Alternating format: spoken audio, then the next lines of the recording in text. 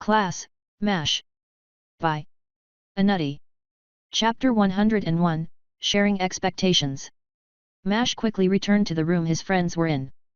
There were plenty of eyes that followed him right up until the next fight started. Thankfully, it was the hero's fight next, and all eyes turned toward the arena when it started. It had taken a significant amount of effort to control his expression, and he let the control drop as he entered the room. He felt his face heat up with some embarrassment as he saw the expression on his friends' faces, but he was grinning all the same. "You look happy, for someone who was just called a bastard. And rightly so, I might add." Jill's attempt to get a rise out of him worked, and he replied without losing his smile. "Yup, I won after all, and I doubt anything will change." Even with the hero in the tournament, MASH was confident that he could win. He saw his remaining opponents and believed that his dragon transformation would let him win the remaining fights.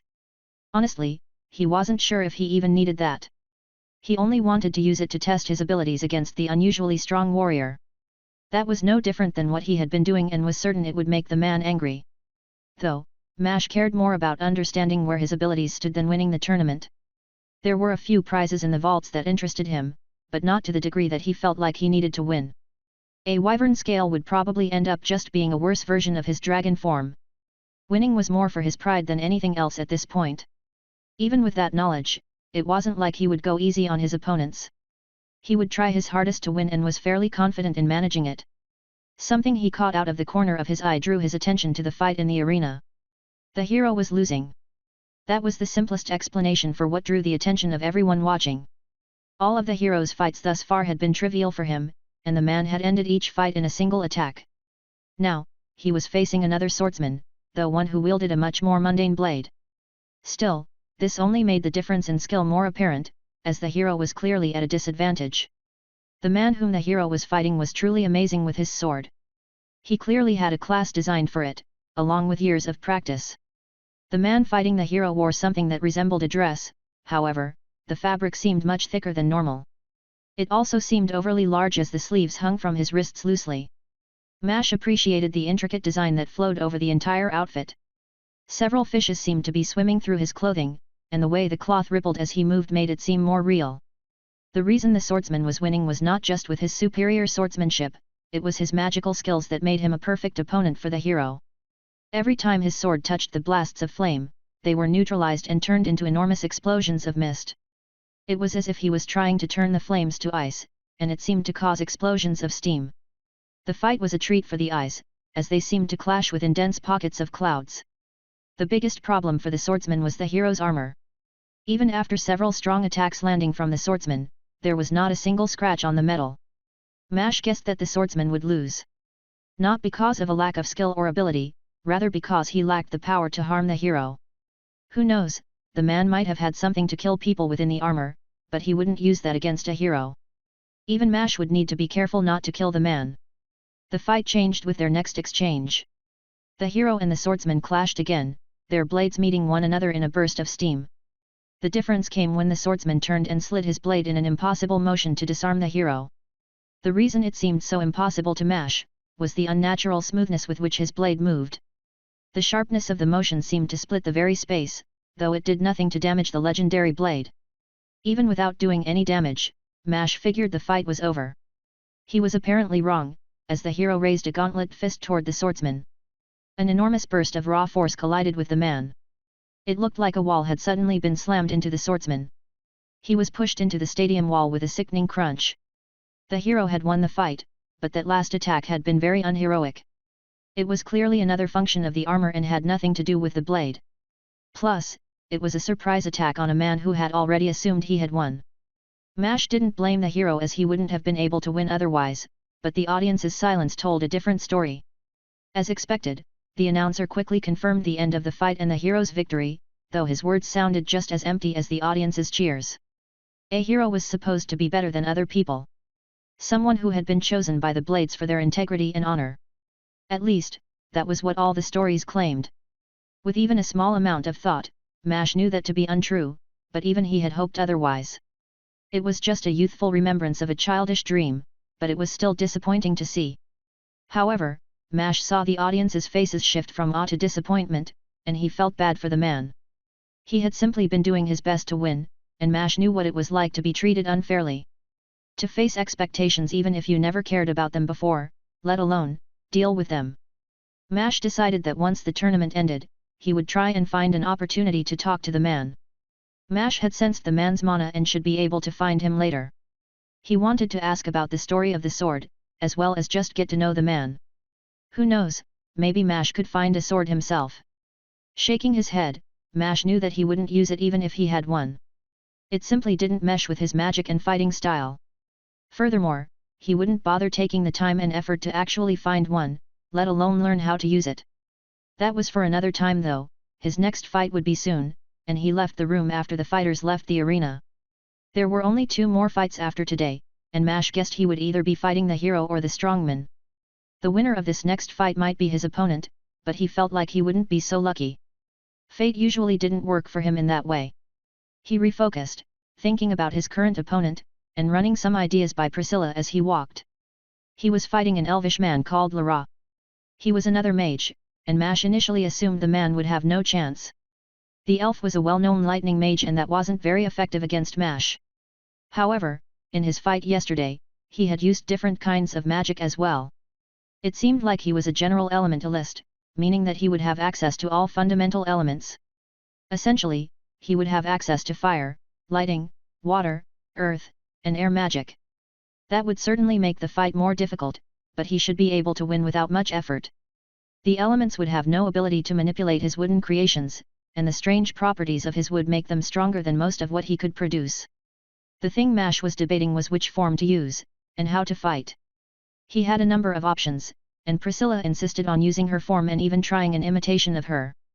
It wasn't a bad idea and would give him a good opportunity to see what Priscilla could do with more access to power. He would consume his energy quickly if he used both monstrous transformation and thunderwood imitation. Mash didn't think his hunt skill would activate either, meaning that he would have to end the fight quickly. Priscilla seemed confident that they could manage that, so he decided to give it a try. He didn't pay much attention to his walk and had already arrived at the moving platform. The previous fight still hadn't ended, so he waited idly for it to end. He thought about his plans for the next day. He finished all of his fights at the Colosseum, but the others had their next fights tomorrow. When he had talked with Jack, the man brought up a concern that Mash hadn't even thought about. He was young, unusually so for his strength, and that was not likely to change anytime soon. Plus, if he continued leveling at the rate that he was, he would hit level 150 before actually becoming an adult.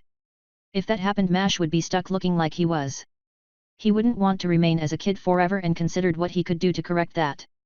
There were a few options for that, some adventurers already having found a solution to this problem. A few dungeons existed where one could age a year in a day if they wanted to. Mash was surprised to hear that there were dungeons with such an extreme warping of time. It was common knowledge to adventurers that dungeons that altered the passage of time wouldn't change the rate at which you aged. So, if a year passed here, then he would age that much even if he only spent an hour within the dungeon. There were plenty of horror stories that talked about losing track of time and only returning to find that decades had passed. Mash wondered how old he wanted to be when becoming immortal. Mentally, he was already beyond his age, but he also knew that there were other reasons to not be a child. He still acted rashly and often reacted extremely to small situations. When Mash had asked Red about it, she told him that there was a physical reason as to why kids acted like kids. Just throwing stats at a person didn't change who they were. Well, it did a little bit, but not their personality as much as he expected. He still remembered the awkwardness he felt when he let his mind wander upon seeing Ellis. He hoped that was something that would lessen with age. There was one concern, as he knew that meant that he would be missing all that time. His family wouldn't see him for years if he went down that path, and he doubted his friends would join him for that. It was a fast way to grow older, but it was one he was hesitant to take. It might not be the worst idea to just take it easy and train until he grew up a bit, but that seemed extremely unlikely considering his experiences. He guessed that if he waited, he would probably end up thrown into a situation where he would be forced to advance, and then be stuck at his current age. Finally, the fight above him ended, saving him from his wandering thoughts. The fighter who came down was covered in small cuts, and blood leaked from each of them. Mash didn't know what happened, but the expression on the man's face told him that he shouldn't ask. There was an incredible amount of frustration on that man's face, as his whole presence seemed to push people away. Mash decided to trust his instincts and let the man pass without making a comment. Mash quickly took his place, excited for his own fight. Having decided to use so much of Priscilla's power was making him eager. He wanted to see what he could do if he fully embraced the monster he had bonded with. Until now he had been merely using those he consumed, and this seemed like a step further than even his dragon form. He felt a little bad for the unfortunate elf, who would be wildly unprepared to face the power of an empowered dungeon monster. Mash couldn't help but smile, as he felt Priscilla's own joy. Chapter 102, Overwhelming Numbers. Well, Priscilla, it's your time to shine. Mash spoke to an overly eager Priscilla, though he was infected by her excitement. A little anxious too, however, he chose to trust Priscilla for this fight. She was more experienced than him in combat, and despite having won against her, he knew what she was capable of. This fight would be a good opportunity to see what her instincts were like, as well as see how their fusion would impact her. She was becoming more like him, and this was somewhat of a test to understand how dangerous she was. After their last fusion, he realized that he could no longer transfer control of his body to her. He could let her control his body without doing that though and had found a workaround. It was only a small difference. They had tested much of what they could do after their last fusion and found that she couldn't control him once he fell unconscious. Priscilla didn't like that since she saw it as a weakness, but he was relieved to know that she couldn't do whatever she wanted when he fell unconscious. There had been a small fear that she would control him while he was asleep, even knowing that doing that went against her core beliefs. They did find somewhat of a workaround and found that she could control parts of his body, while he controlled others. The biggest difference from before was that he could snatch his body away at any time and was entirely aware of what Priscilla was doing. So, he didn't mind letting Priscilla do what she wanted, confident he could stop anything that went too far. The platform finally reached the arena, and he looked across the tiled stone floor to see an elf. It was his opponent, and he looked at Mash furiously, angled eyebrows relaying his anger in great detail. There was no way Mash had offended this man, this was his first time ever meeting him. Sometimes it felt like there was a group of people that secretly knew about Mash and decided that they hated him. Other than his angry glare, the man had light blonde hair and wore a golden armor that seemed like it had been made of cloth. It was made of metal, and he wondered why it looked like it had been sewn. That didn't seem very likely, and he could only grimace as the referee started the fight. Immediately scales started covering his body, and a wooden imitation of Priscilla started to sprout around him.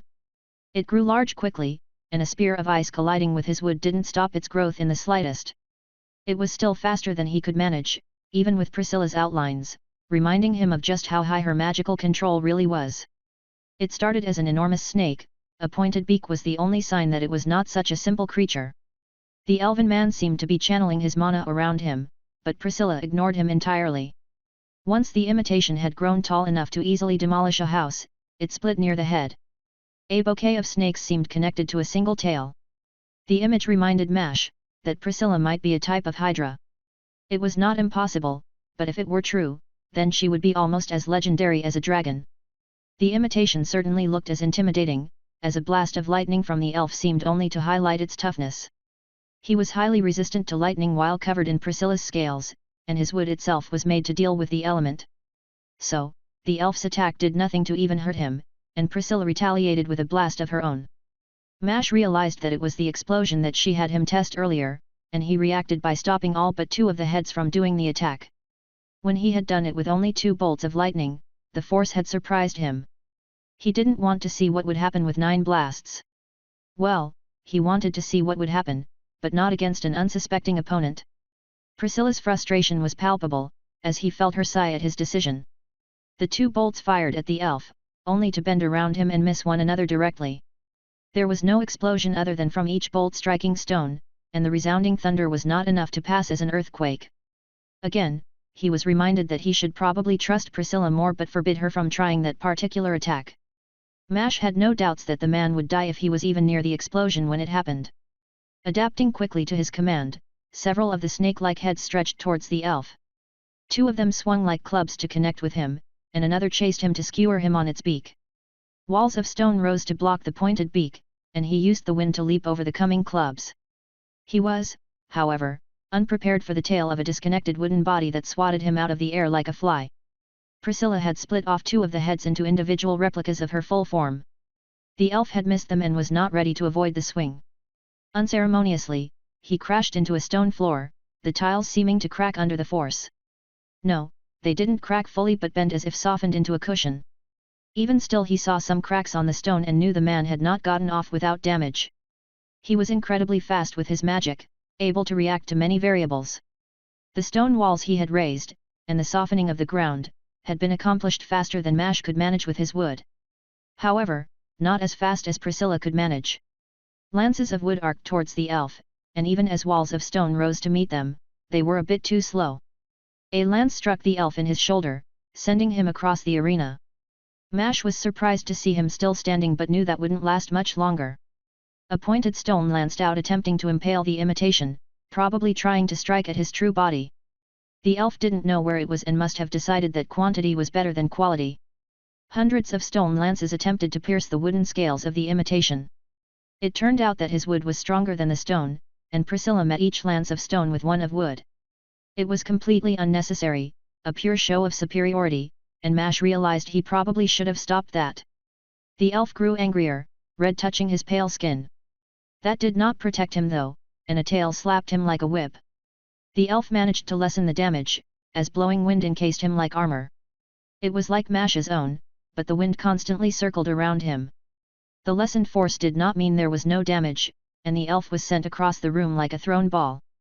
The man tried righting himself, only to meet with another tail swatting him like it was playing a game. Before long the man was bouncing between the imitations like an actual game. Each strike made a nasty whipping sound when it collided with the wind armor. Mash felt bad for the elf, as he saw the damage build up.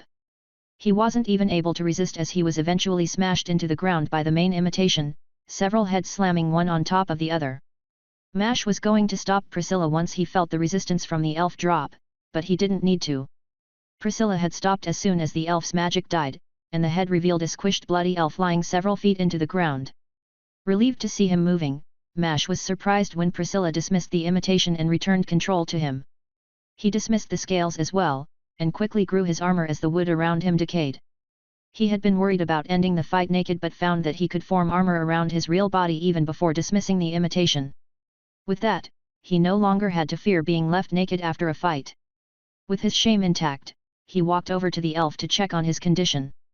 It was unneeded as the elf slowly began to pry himself from the ground. It was clear that the fight was over, the decaying wood around him spelling that out as much as the elf's condition. The ref hadn't called the end of the fight, and Mash moved to knock the elf out. It ended up being a pointless gesture as the elf spoke. "I yield. Tell me how you have gained so much mana. Even though our race naturally has more mana, I know I have less than you. It shouldn't be possible." "No." Mash said all that he was willing to, before turning and leaving. His single-word response seemed to send the elf into a fury, but Mash ignored it. Why would he answer a question like that? Nobody was that stupid, and he simply left. He knew why he had more mana than the man, but there was no way he would explain it. Mash could feel his own anger rising, remembering the tone that elf had used with his words. He assumed that Mash had cheated and spoke sounding both knowing and accusatory. Responses rose to Mash's mouth, but he pushed them down, knowing that the elf wanted him to react. He would not reveal anything and left the arena with a frown. Even Priscilla was annoyed at the elf's behavior. Apparently, the elf had stopped trying to attack at some point, resigning himself to the loss. That had squashed much of her enthusiasm, and she wished she could fight a better opponent. Mash agreed, hoping that his next opponent wouldn't be as shameless. Well, there were only 2 days until the final rounds and Mash decided that he didn't want to remain in the arena. Mash didn't bother returning to their viewing room and sent a messenger to tell his friends that he was leaving. He headed towards the streets, deciding that it was a good time to allocate his stats. He had held off using his free stats, deciding that it would be better for him to get a feel for his abilities before deciding how to distribute them. After the fights today, he felt like he knew what he needed and focused inwards, allowing the information to race into his mind. Name: Mash Stell Lumber Class, Draconic Thunderwood Imitation. Level: 60-62.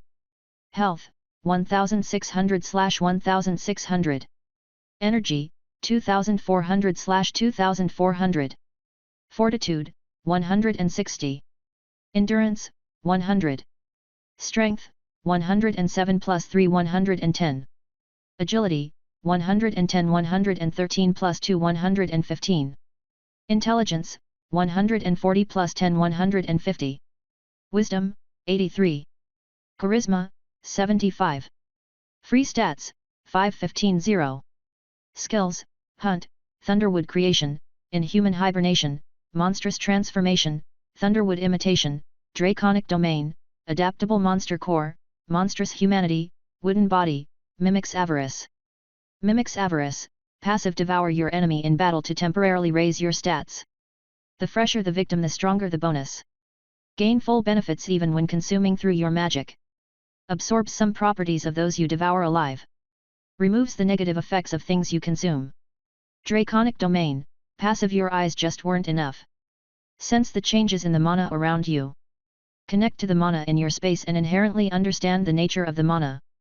Your presence suffuses the space, weakens the magic of enemies beneath you. Current range, 15 feet 16 feet. Mash was surprised to see that his agility had gone up by 3 points before he even used his free points. He thought about what had caused the change to that attribute in particular. It didn't make sense. With how high it was, it shouldn't have gone up by that amount without months of training, and he hadn't done any training for that stat to increase. There was only one real explanation that he could come up with. The battle with the cat-like monster from the arena. He had devoured it, gaining a new transformation and some of its abilities. Remembering what his Mimic's Avarice skill stated, and guessed that this was what it meant by some properties of those he ate alive. He was tempted to go and find some weak, mindless monsters, but realizing how much he had gained, decided against it for now. The monster from the arena had been estimated to be at level 100, and Mash knew that it had high dexterity. Even still, it had only raised his agility by 3 points. With that in mind, he figured that eating a lesser creature would not provide any permanent benefits. This did, however, make him wonder if there were any other benefits. It was a possibility he couldn't ignore but didn't really have a way to check. Priscilla could check his affinities, but it could have done something else. He could always try a more traditional method and turn towards his sister's church. Chapter 103, A Day of Relaxation. Mash hadn't been to the church yet, mainly because of the treatment he received from Alex and his general lack of belief. He didn't know exactly when he stopped believing. It had probably been around when he decided that gods were nothing more than high-leveled individuals. Honestly, he was confident in crossing whatever threshold was needed to become one himself. That fact told him that gods weren't anything special, nor did they deserve the reverence that they received. Respect maybe, but a cult-like following was a little much. Now, he just hoped that he would be able to see his sister. She had checked his condition before the fight with the cat thing and could discern what changes had occurred in his body. His skill was intentionally vague, and he assumed that it would give him more than just stats. Hopefully, his sister would be able to enlighten him on what the skill did. The walk to the church hadn't been very long, but he wished he had come with some of the others. The church was far more grandiose than he expected and was the only stone building in its vicinity. With the building being surrounded by smaller wooden structures, the church looked needlessly expensive. Now, that he thought about it, the guild was similarly extravagant. The biggest difference here was the beautiful colors and depictions painted along the walls and windows. He only hesitated briefly before heading towards the open doors. Getting closer, he noticed that there weren't actually any doors. Only an open archway. It seemed like the building was simply left open for anyone to come and go. Stepping through the archway, he felt a rush of cold wash over him. It must have been a barrier or something like it, but more importantly, it was something he hadn't noticed. His draconic domain had been able to detect everything he had ever encountered, so the fact that he couldn't sense the barrier frightened him a bit. It was something else he could ask his sister about. Now, how to find her? The church was large, about half the size of the guild. He was surprised by how dark it was on the inside, but it made sense considering the goddess it was for. With no expectations in mind, he was amazed by how many people he saw standing or sitting in the building. There were no chairs, and he could only make out a single altar in the wide empty space. People filled the space, surrounding the altar that was placed into the middle. There were several archways along the walls, each likely leading to different rooms. His focus was drawn back to the altar. Even though it was outside his domain, he could feel it radiate with otherworldly power. It felt similar to the snake from that labyrinth, but somewhat less than it as well. The altar was simple, a silhouette of a woman standing in front of the moon. Her visage was outlined by the moonlight. Mash did a cursory bow of the head, it was the least he could do in her presence. Mash chose the most obvious course of action and walked up to one of the nearby priestesses. She wore robes that covered her entire body and had a skirt that ended a hand's length from the ground. They were pure black, with white stars placed in random locations across the outfit. She wore a strange hat, that had a thin veil that covered most of her face. Her mouth was left in the open, but not a single strand of hair was visible. Mustering his best smile, he tried to speak politely to the priestess. "Hello, priestess. I am Mash, brother of Lunaria, and am trying to find her. Could you let her know, or direct me to her?" She looked at him for a second, scrutinizing his appearance while he spoke. Whatever decision she had come to, she gave him a short bow, before responding to him. "Greetings, Mash, brother of Lunaria. I will pass on the message to my sister, but will request you wait in the appropriate room." Mash flinched when he heard the reverence in her tone but nodded anyway. Even if they revered his sister, he really hoped that it wouldn't extend to him. Alex had given him some hope on the matter, though it seemed not everyone shared her hatred. However, he guessed this was better than that, even if it was more uncomfortable. The priestess's instructions were reasonable, and Mash had no problem following her. She led him down a nearby hallway into an almost pitch-black room. It was lit up only by small glowing crystals that were embedded in the walls, obviously meant to emulate stars. There was barely enough light, though he had to admit that it was a good imitation of the night. He expected to wait long, but within a few minutes, another priestess entered. He could tell that it was his sister, and it was shocking to see her wear the appropriate clothing. Honestly, he had been imagining that his sister just did whatever she wanted and completely disregarded all propriety. That was obviously not the case, and Mash stared at her for a second. "Can you see with that?" The veil that was part of the outfit was thick, and he had been wondering how people saw through it. A smile spread on his sister's face while she lifted the veil up to show him what was on the inside. Mash knew it wasn't magical and was surprised to see that the fabric looked thinner from the inside. They were able to see because of the strange quality of the material, not some foreign aspect. "I don't know who made it, but it is a very expensive fabric. The whole robe is enchanted too." Luna did a small twirl as she explained. She was right, and Mash could feel the mana within it. Whatever the material of that robe was, it held more mana than Jill's fancy armor did. Luna's robes were several times more impressive than the priestess he met earlier. "Maybe I should join a church. I think that robe is worth more than our house." She shook her head but smiled fondly. "So, what did you come here for?" Her response came after they talked for a little bit. Mash explained how the tournament went before telling her about his suspicions. "I think one of my skills is changing my body more fundamentally than I expected and wanted you to check. My brain too if you can. I can tell you if there are differences from last time but can't tell you exactly what's different." His sister sounded uncertain as she spoke, but it was about what Mash had expected. Mash nodded and held out his hands while replying. "Yeah, that's what I was hoping for anyway. I just want to know if something is going wrong." She clasped his hands, her mana surging through him. It seemed to circulate through his body, before returning to her. Her eyes went a little wide before telling him what she found. "Your muscles are a bit lighter, but more importantly something happened with your nerves. I don't know what, but it feels like they are somehow different." That lined up with what he expected. His agility had risen, but he hadn't noticed a physical change to his body. Improved bodily control and slightly better muscles could account for that. Nothing negative seemed to have happened, and he wanted to see if his skill would work with lesser monsters. It worked with the high-level cat thing, and he assumed that it wouldn't for lower-level monsters, but he still wanted to test it. Even without unlimited energy, he could fly around and spot something. This was probably the most disappointing thing from his class advancement. He was no longer able to fly as freely as before, and certainly wouldn't be able to carry his friends for long distances. It looked like they would have to go back to traveling by road. It was the only thing he regretted with his advancement. He knew that skills could become worse when they changed, but he had been lucky and never had it happen until now.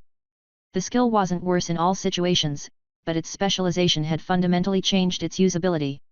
It turned an all-purpose skill into one specific for combat. He spent a little longer with his sister. She was glad for the distraction, relieved to be able to skip out on some work. He learned that the barrier he had felt was more like his domain skill, and actually contained no mana. In fact, it was common knowledge that each church was part of that god's domain. So, it literally shared a name with his skill. That was surprising and meant that Mash wouldn't be able to tell if others had a skill like his. He would need to be careful about that. This meant that there were probably other things he couldn't detect. Eventually, he left and headed back home. Luna was stuck at the church for some fancy prayer that night. Mash didn't remember her being so religious and was a little worried that her class was changing her too. The biggest problem with the changes from classes was the diversity of purpose it could impose. Not everyone experienced the same changes. His had been abrupt, and he had gradually been removing them. The issue was with the fact that he didn't know what he would be left with. His mind had been altered back when he was a child before he had formed an identity. He desired freedom, to be able to choose his life freely, but didn't know what that meant. What would he do differently if there was no influence? How much of his thoughts had already been molded in a certain direction, and would breaking the influence even fix them? What did fixing them even entail? He didn't know, and Jack's lecture hadn't mentioned it. From the way Jack made it sound, the system would influence a person's mind until it was no longer needed. After having been manipulated for so long, was it even possible to not be influenced by the thing? Even now, after having broken some of the influence, he knew that he could still kill people without feeling much remorse. Sure, he had felt bad about his actions from a few days ago, but some of the names were already vanishing from his mind. He could tell himself that it was wrong, but would he ever feel like it was? That was also the only change that he recognized, but how many had he already internalized? Did it even matter? That question caused his stomach to twist. It did matter, and he would free himself. Whatever that meant, he wanted to make sure that his thoughts were his own.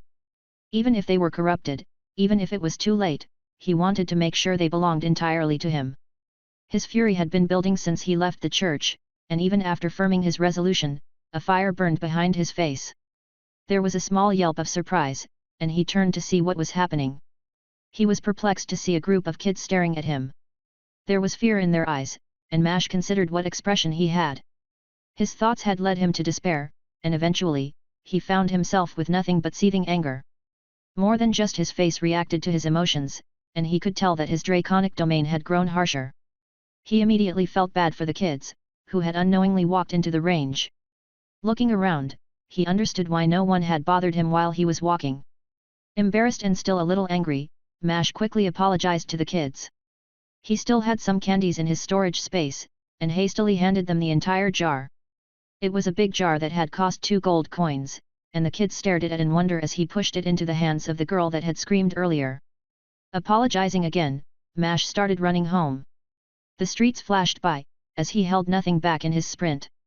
He wasn't worried about crashing into people. His reflexes and domain allowed him to weave in between crowds without any collisions. His mad dash had been noticed and people could recognize who he was, but he couldn't bring himself to care. His embarrassment wasn't the reason. It was his anger that was peeking through despite the many ways he had to suppress it. Even with items and skills that were meant to control his emotions, they were still so rampant. What did he need to do to control them? Was he just some kind of an emotional mess, that even with help he couldn't control himself?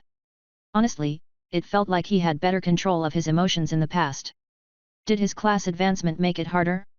Frustrated, he stormed through the gates of his house. His brother saw him and called out to him as he passed. "Stop! What happened?" his brother asked out of concern, but Mash only responded curtly. "Nothing." The word came out more harshly than he intended, but he just wanted some time to think. His brother caught Mash's arm, holding him in place easily. "I have a better idea than letting you sulk. Let's spar.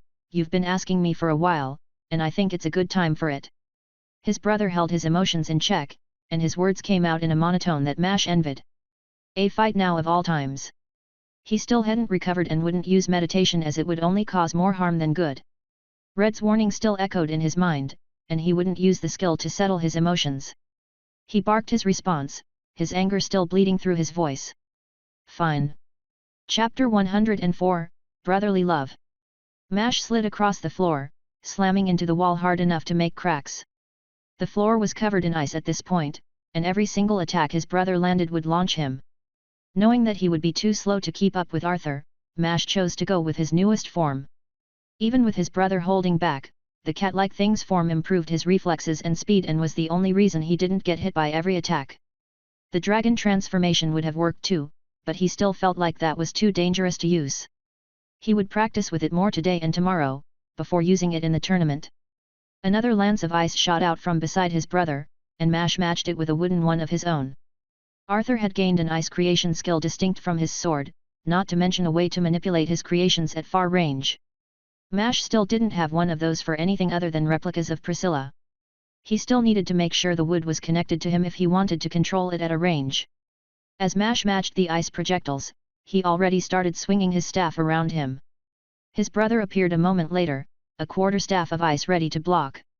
The two weapons collided, but Mash was more familiar with fighting with his weapon, and the staff bent at the point of impact, thudding against his brother's other arm.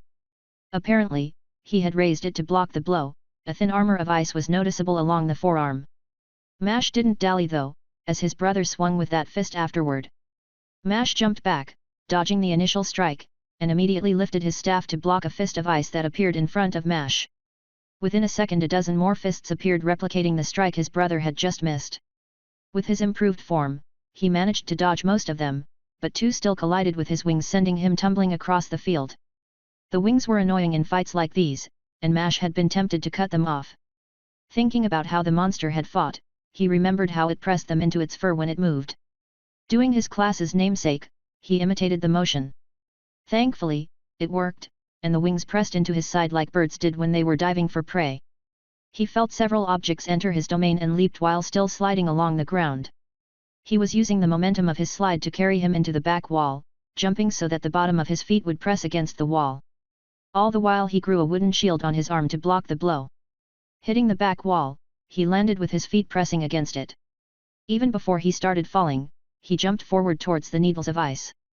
He used his shield to shatter the tiny projectiles, and then shifted his body to land on top of the shield.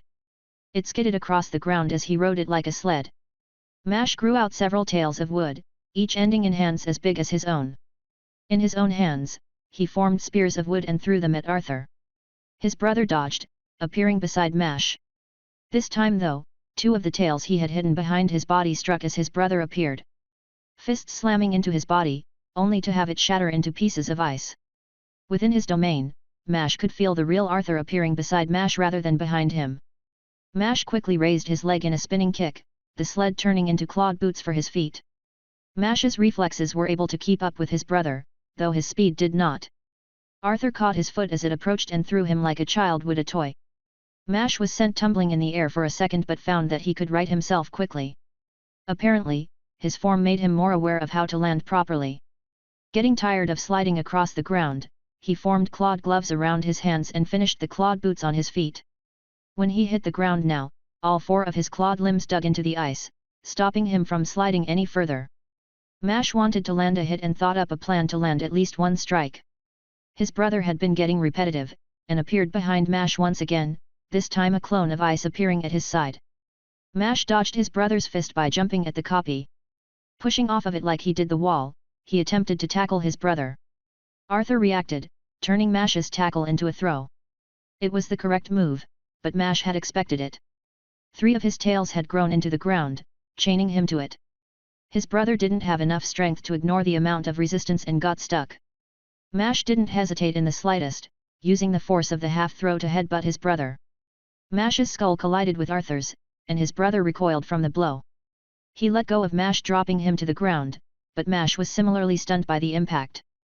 Mash tried groaning, but his form changed the reaction into a cat-like whimper. His brother didn't strike, even though he recovered faster than Mash did. Instead, he sat down beside Mash. Mash let his transformation fade and had the wooden parts fall off. It seemed like they were done. His brother had gotten significantly faster and stronger, not to mention the seemingly endless amount of ice he could produce. It surpassed Mash's creation speed and amount. How did his brother have so much mana? Wasn't he supposed to be a variant on a knight? Deciding that asking was the best method to get answers, Mash opened his mouth. Are you willing to tell me what class you have now? And how do you have so much mana? Arthur had told Mash that he would only tell of his class after sparring once. That condition had finally been fulfilled, and Mash felt the excitement building in his chest. Nodding, his brother spoke. I did promise you. Its full name is the Destined King of Ice. As for the mana concerns you're having, I essentially don't use mana when I use ice magic. Mash's eyes bulged at the words. A king class meant he had a claim on the throne, or at least in creating his own city or town. Would the current king be okay with that? His brother was good a prospect to compete with the current king, both in terms of fame and power. The second part of his words also surprised Mash and he responded automatically. No mana. How is that even possible? You need to use something to do magic. Yes. My old skill that summoned the ice blade changed, now it is called True Bond of Pure Calyx. His brother smirked as he spoke, and Mash leaped to his feet. One of the legendary blades, and the blade of kings no less. This was something he needed to see, and urgently at that. Despite seeing his reaction, Arthur remained seated. In this situation, Mash didn't mind asking for the obvious. Well, show me. He didn't bother hiding his annoyance and anticipation from his voice and could see his brother trying to hide a grin. Arthur raised his hand before uttering a single word. Summon. Instantly the world froze. At least that was what it felt like. Mash's entire body grew cold, and the room was instantly enveloped in ice. Even the ceiling had a sheet of ice grown onto it. Mash's body felt frozen, and even trying to shake his arms in excitement was difficult. It didn't stop him, but he was a lot slower now. None of this was what truly amazed Mash. It was the aura of dominance that enveloped him. Even with his skills, he could feel his pace quicken in fear. Whatever his brother had managed, was leagues above the hero in the tournament. Mash was almost paralyzed and shivered from more than just the cold. This was a dangerous ability. The pressure the blade was produced was incredible. It felt like it was pressing on Mash's shoulders attempting to make him kneel before it. Truly a blade fitting of kings. Stop, he is family. The pressure winked away, and the cold that had been pressing on him vanished as his brother spoke. Mash had resisted the weapon's attempt to make him kneel and slid to the ground tiredly afterward. What just happened? The words came out with a relieved sigh, as he was able to relax. His brother only shook his head. The blade is a bit sentient, and its initial reaction to being summoned is to make people kneel. Like you, it seems determined to cause me headaches. His brother spoke warmly, despite hinting at the problems of the blade. Mash could only nod at that. They sat in silence for a while, as Mash inspected the blade for a bit. Finally, he decided that it was okay to tell his brother what had been bothering him. Mash explained everything, from how he felt about killing to how hopeless the struggle felt. He told him of the despair and anger at realizing that most of the changes caused by the classes had probably been normalized, and he was worried that once its influence was gone, he would be nothing. How that thought angered him, but he couldn't fully understand why. His brother listened to him complain for several minutes, silently nodding to one point or another. Only once Mash had finished, did Arthur formulate his response. Do you want to know something, Mash? You have been becoming more emotional since getting your class advancements. After your first class, you had grown significantly more subdued. Recently though it feels like you have been much more open, and prone to rash decisions based on your emotions. I think your class and items are meant to keep you as who you are, not necessarily the ideal you want to believe for yourself. Your normal state isn't one of calm, Mash, that has never been true for you. No, you have always been the one to hoard all the emotions of the house, only ever sharing them with Luna. His brother smiled fondly as he spoke, but Mash saw his face darken a bit as he continued. I, on the other hand, have experienced the opposite. I know myself, or at least, like to act like I do. I have never been overly emotional, and my class advancements have slowly been subduing them further. I didn't even notice until you pointed it out as if there was something covering the truth, and I needed you to push it out of the way. I'm honestly pretty worried about it. What if the system takes away all of my emotions? Am I even a person at that point? Take my word for it, this is not the direction you should go. His brother's tone was flat, but Mash knew that he was scared. Arthur didn't show it physically, but Mash could tell. His brother's concerns made Mash's feel small. How did it even feel to slowly have your emotions eroded away? To find out the reasons but not a way to prevent it. Mash had always assumed his brother chose to be reserved and calm and treated it like some ideal. That had clearly been wrong. It had never been a choice for him. Mash didn't know what to say exactly but just spoke freely as his brother wanted him to. I won't and will make doubly sure to have enough emotion for the both of us. If I could share it with Luna, I will find a way to share it with you too. You don't even realize how true that is. His brother muttered the words under his breath, but Mash had still managed to pick them up. Mash didn't respond to them though, and they sat once again in companionable silence. Minutes later, Mash asked his brother another question. One he had been curious about for a while but hadn't had the opportunity to really ask until now. He was tempted to just let the silence continue but couldn't restrain his curiosity. What was up with those dungeons? Everything about them had just been so strange. Chapter 105, On the Nature of Dungeons. Mash didn't know if his brother would be willing to share, but he was growing tired of missing out on so much. He was able to see his brother hesitate, but Mash didn't have some better argument, it was merely to satisfy his curiosity. The dungeon was not natural. From the little bit of information we could glean from the inside, we realized that it was an artificial construct. Whatever those monsters had been, they were capable of making dungeons. Arthur sighed before speaking with similar tiredness to what Mash felt. Mash recovered from his tiredness as the words shocked him. The implications of those words would send the kingdom into chaos. It was a firm belief that dungeons were a blessing by the gods, and this would spit in the face of that belief. That was only a small part of the thoughts that were racing in Mash's mind. He had suspected that the dungeons were artificial but didn't actually believe that it was possible. His brother's words told him that they were. His thoughts flashed to the other dungeons he had visited, and many of the known dungeons that were scattered across the land. Things he should have realized already, but his mind had been ignoring unconsciously surfaced within his thoughts. It was so obvious, but only now did he consider it. There were both natural dungeons and artificial ones. Some of the dungeons he had been in or knew about were extremely structured, with general rules that it conformed to. The labyrinth for instance was probably an artificial dungeon, and he guessed it was made by the snake or possibly whoever ruled this world. On the other hand, the dungeon his friends had gone into sounded like it had no rules, and only the entrance was restricted by level. From their story, it sounded like they were just thrust into another world and had acted like conquerors. Mash didn't know how he was supposed to feel about that, especially considering the dungeon always presented the same situation.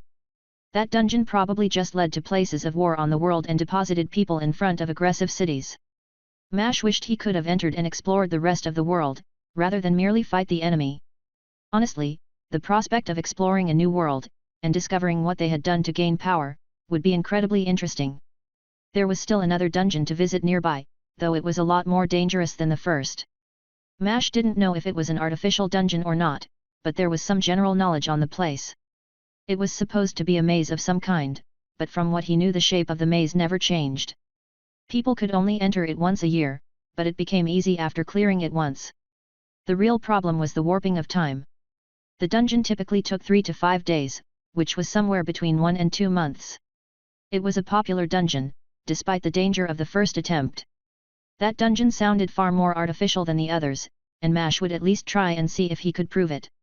Honestly, he didn't know if he wanted more dungeons to be natural, or if he wanted them to be artificial.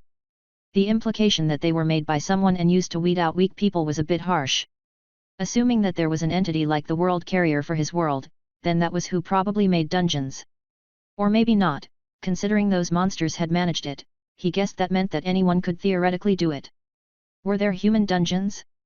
What of the other races? He knew that elves tended to have a higher affinity with mana, so it wasn't impossible. Plus, he had wanted to visit the cities of the other races, and this seemed like as good a reason as any. Mash's mind wandered to what he would do if he had the knowledge and power to form a dungeon.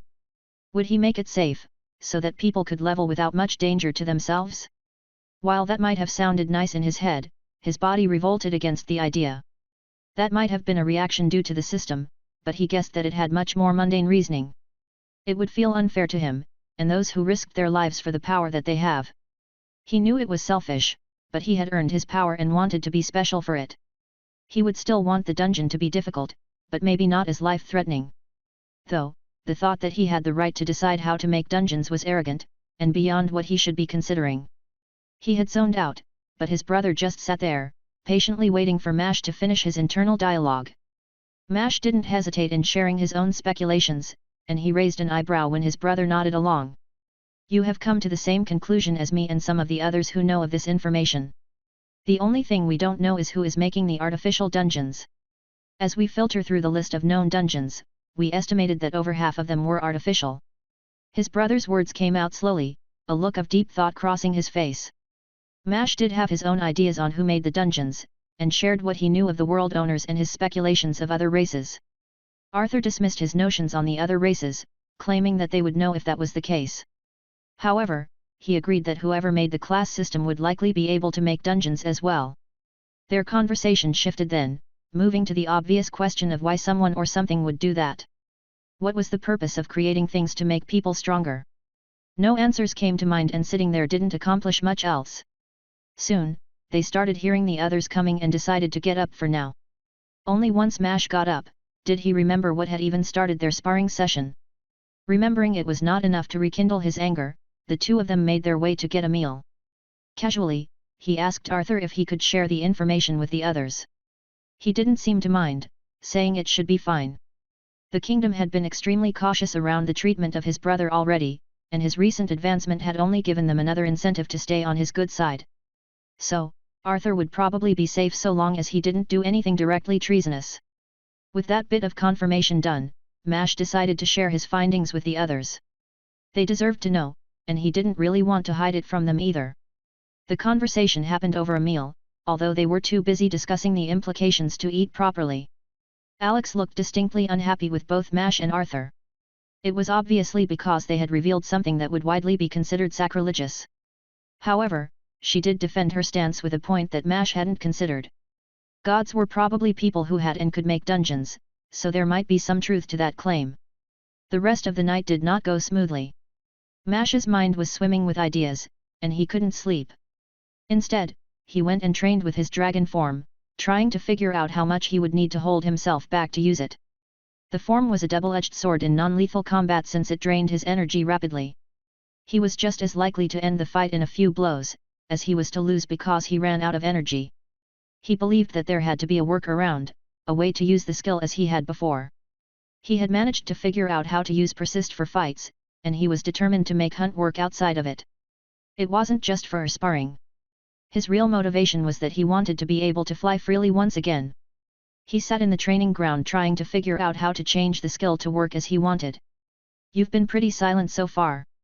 Got any ideas, Priscilla?" Mash was getting tired of trying to make him feel like he was fighting to death because there was no amount of mental effort that could make a wooden dummy feel like a life-or-death fight. It might be related to your survival instincts, rather than your mindset. Priscilla's words made a little sense, but he also knew she was holding something back. He gave her what she wanted and asked the obvious question. "Well, how do I trigger my survival instincts?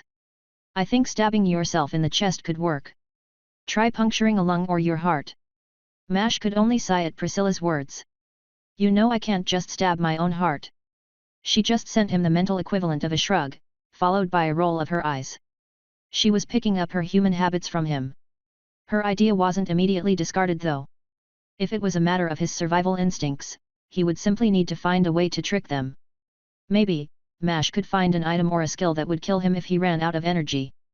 Hopefully, that combination would let him have unlimited energy. Shaking his head violently, he dismissed the thoughts. That was clearly too extreme an option, and he wondered why his mind wandered to it. Thinking about it, his mind seemed to do that often. He always bounced from extreme to extreme, rather than try to find a middle ground. Doing things like that would eventually kill him. Another item for his list of things that he needed to change about himself. Another thing that might be due to the class system rather than his normal mind. Honestly, he didn't know which was more likely. It could just as easily be both as well. Shaking his head slightly, he decided that it wasn't something he would worry about right now. He felt like dwelling on those thoughts would make it impossible to try and accomplish anything else. He continued to train, and instead of focusing on what he could do about his mentality, he decided to try and figure out his next steps. There was only one day left of the tournament. Jill, Red, and Luke had some Colosseum fights that would hopefully get Red and Jill to their next advancement. His sister wanted him to attend something at the end of the year, but what about after all that? The dungeon seemed like the obvious answer, and it would be a good way to get to the end of his contract. Assuming it took them around 2 months to finish that dungeon, there would still be a few months left on his contract. He could head away from the Beastmen City. Go and visit some of the other races, and their dungeons. Obviously, he would need to discuss it with the others, but he thought it was a pretty good idea. His thoughts of the future naturally brought him to the path at level 100. Killing another person at that level would be hard but would certainly be easier than clearing a dungeon meant for someone at that level. However, Jack had said the dungeon could be anything, so it might be easier. Mash just didn't trust the system to offer something like an easy alternative. With his luck, the dungeon would probably be 100 times harder than it needed to be. However, that was the path he would choose, nonetheless. It would take a conscious effort to regain what he believed the system had taken from him, and killing people for power was not the path he wanted to choose. It was what he had been doing, and he could accept that there were things he needed to kill. From Luke's story, Mash guessed that demons were probably things he was okay with killing. Most mindless monsters would be fine, as well creatures like Priscilla. She didn't even bristle at the thought, and seemed, if anything, to agree. Mash wasn't so altruistic to spare overtly cruel monsters or those that dominated regions with force. Priscilla fell into both of those categories as it was in her nature. He had discussed it with her plenty and learned more about what she had been and what her nature entailed. She had a way of connecting to the minds of lesser creatures and would dominate the environment around her. Almost every creature within a vicinity would be nothing more than a glorified puppet for her. Mash had no doubts that she had been dangerous and was glad that she was inheriting so many things from him. He was worried about the reverse, but she insisted that it would go against her very nature to try and control him now. She was now in the same position as those she had taken control of and would not rebel against someone who would grant her power. That sounded like a poor argument, though there was not much he could change about their situation. Plus, he could see into her mind and would know if she ever considered anything nefarious. Mash seemed to be really good at getting into complicated situations. Chapter 106, Day before the finals. Mash hadn't really slept last night, but a short session of meditation made him feel good, as if he had slept soundly. Today was going to be mundane, as Mash didn't have any fights planned. He would train some more with his dragon form, but that was nothing special. His friends all had fights in the Colosseum today, and he would go to watch. Even with that, he had most of the morning for himself. With only a moment's consideration, Mash knew what he wanted to do with the morning. He had gained a permanent benefit from eating the cat monster from the Colosseum and still hadn't tested it with weaker monsters. He was going to rectify that now and could hopefully find some monsters wandering outside the city. He considered telling his friends, but they probably wouldn't go with him, as 2 of their fights were fairly early. He debated it for a second but decided to tell them. Honestly, he felt like there was a pretty high chance for something annoying to happen and wanted to let someone know that he was going out of the city. So, he found his friends and told them. As expected, Red and Luke didn't want to come, but Jill did. Mash didn't really mind but was surprised by her insistence. She was confident that going with him would be lucrative, and probably more beneficial than a fight in the Colosseum if they did miss it. Missing a fight with their contracts was costly, but they still had money to spare. All 3 of them had enough to end their contracts early if they wanted, but none of them even considered it. Red and Jill wanted to catch up, and Luke needed to test his new abilities. Luke would probably get a bit ahead of the rest, though it didn't really matter. Mash had been learning pretty quickly that each advancement made it significantly harder to level. They probably wouldn't gain any significant levels until they entered a dungeon. He wasn't planning on flying very far and should be able to carry one person easily, and it shouldn't affect his energy use much. The 2 of them made their way into the yard. Mash considered trying one of his imitations, but he was more curious about how his winged cat transformation flew. It might end up being slower, but they weren't in much of a rush. Plus, the transformation consumed a very small amount of energy compared to his imitation and creation skills. Once they were outside, he took a deep breath. The morning fog that had built up during the night felt cool against his skin. Ever since he had started running, he always loved the feeling of training in the morning. Come on, you can breathe in as many clouds as you want once we're flying. Jill didn't sound annoyed, instead, he could feel her eagerness for the flight. It seemed like she was expecting something crazy to happen, but he hoped that it didn't. Normally, he might want some exciting adventure, but for now he really just wanted to test his skill. Fine, let's get going, but I don't know why you're so excited. We're barely going to leave the city. Following his words, Mash began his transformation. His hair looked like it thickened, as he grew fur across his body. Furthermore, wings sprouted from his back, each as big a door. Jill stood next to him, and only then did he realize that without the wooden creation he would be carrying her in his arms. He was considering just grabbing her hands and having her hang beneath him, but her words dashed that idea. I'm expecting you to carry me like a human being, and not a sack of potatoes. Jill sounded amused, and Mash only grunted in response. Even with his brother's words in mind, he should get better at hiding his thoughts. More awkwardly than he would have liked, he picked Jill up as she requested. He almost threw her into the air. Her body was light, unnaturally so, and stammered out his words. What? How are you so light? Wow, I didn't expect a compliment from you. She responded quickly, obviously expecting his reaction despite her words. Mash only looked at her, and she finally responded. If you must know, my last transformation made me lighter. Trust me, it was a weird adjustment. I didn't get any weaker, just got lighter. Don't really know why either. Well, that should only make this easier. That was a good enough reason for Mash, but he held her a bit more carefully. Even if she claimed that she didn't get any weaker, she sure felt a lot more fragile now. His wings beat as he leaped off the ground, and he flew for the first time. It was probably his skills, but he instinctively knew how to use them. They didn't operate like normal wings, instead, the wind seemed to naturally lift them while he used them.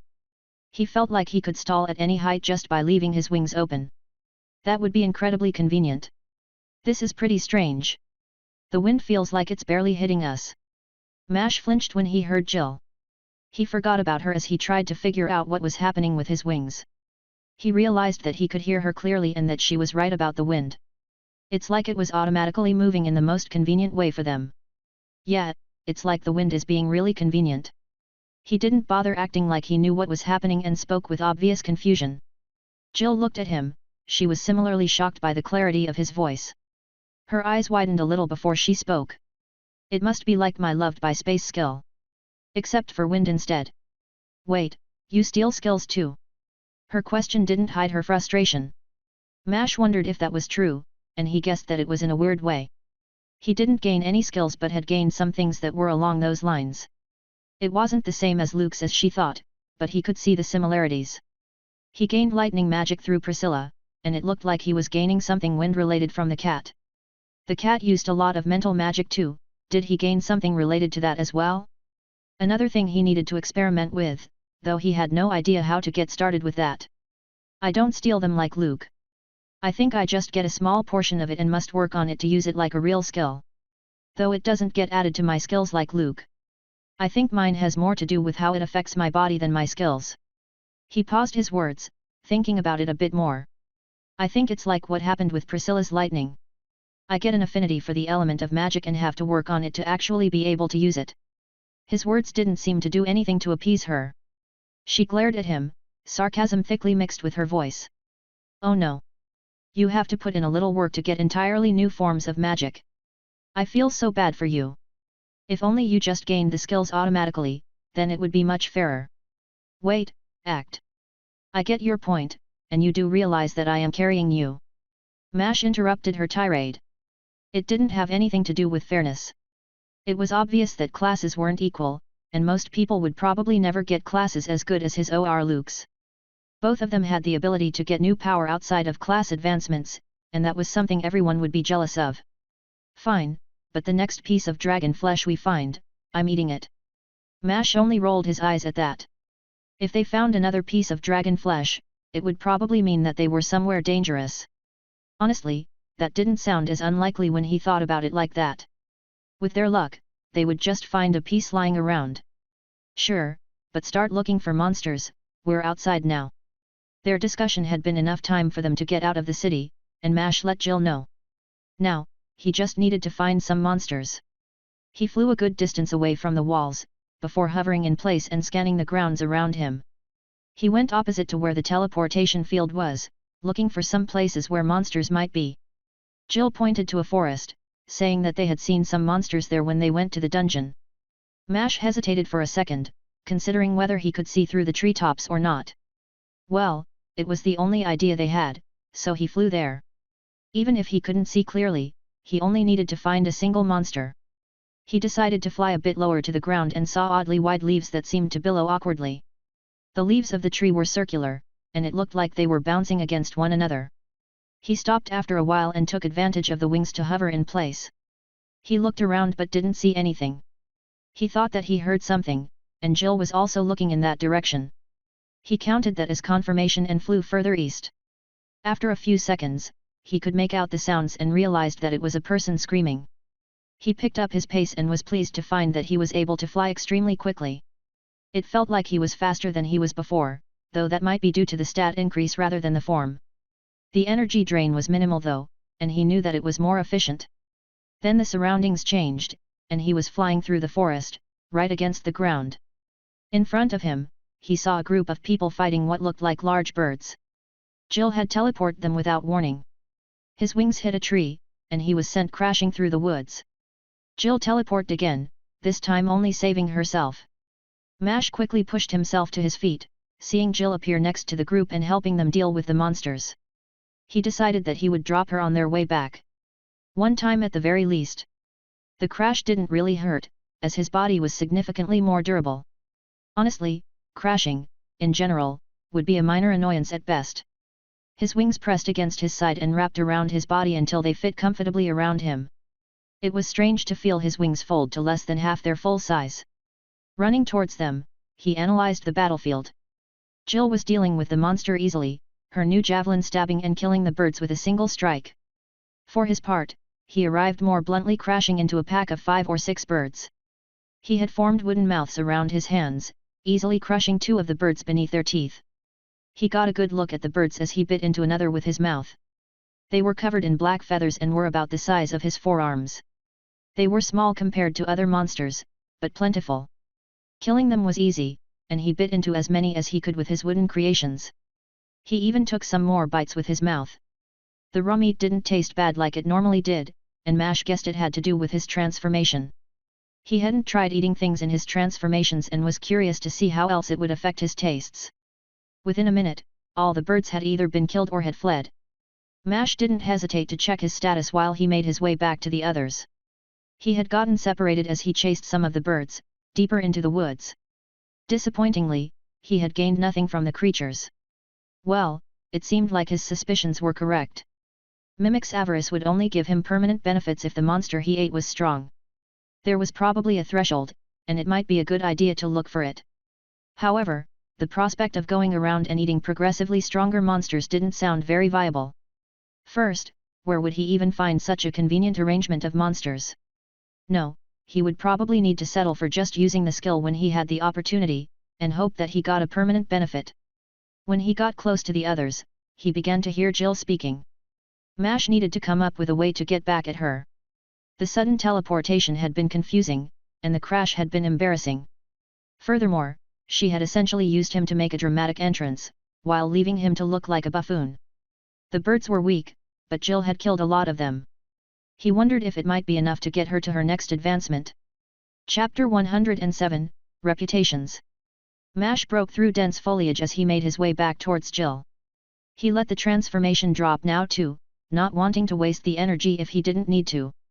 Honestly, using it during the fight had been unnecessary. He had been pretty narrow-minded in his pursuit of those bird monsters, which after some thought, he realized he recognized. They were called crows if he recalled the name correctly. It was common folklore that those black-feathered birds were the harbingers of disaster. Normally, he would dismiss that as nonsense, but the fact that he had personally seen them, made him think that a disaster was imminent. His very presence was probably a harbinger of disaster at this point, and maybe the crows were just trying to fly towards him. He would talk to Jill about it after dealing with the situation. Another precaution he would take was telling his brother to be on the lookout for anything big and mention the monsters. His brother knew of what the world carrier had told Mash and would probably understand. Finally, arriving at the group, he saw 4 adventurers standing defensively around something. Not to mention they were glaring at Jill, obviously hostile for some reason. The hostility surprised him, considering that she had saved their lives. Whatever they were guarding must be pretty important. However, they weren't a threat to Jill, let alone Mash. The fact that they couldn't handle those pests was enough to show that fact. His arrival was louder than he anticipated as the leaves and grass, that he needed to push through, acted as an alarm. He tried giving them a friendly smile and speaking in an amicable manner. "Hello, are you guys all right?" His words or maybe his expression, only made them get more defensive. Inspecting them, he wondered if they recognized him. It was a group of 4 people, all of which looked a few years older than Mash. There were 3 guys and 1 girl in the group. All of them wore dull green leather armor and had hoods that obscured a lot of their face. He could still make out a few details, and he was a bit surprised to see how similar they all looked. They all had the same black hair and dark brown eyes. Their eyes were sunken in, and they had deep bags around them. He assumed they had been short on rest. Mash guessed that they were a family.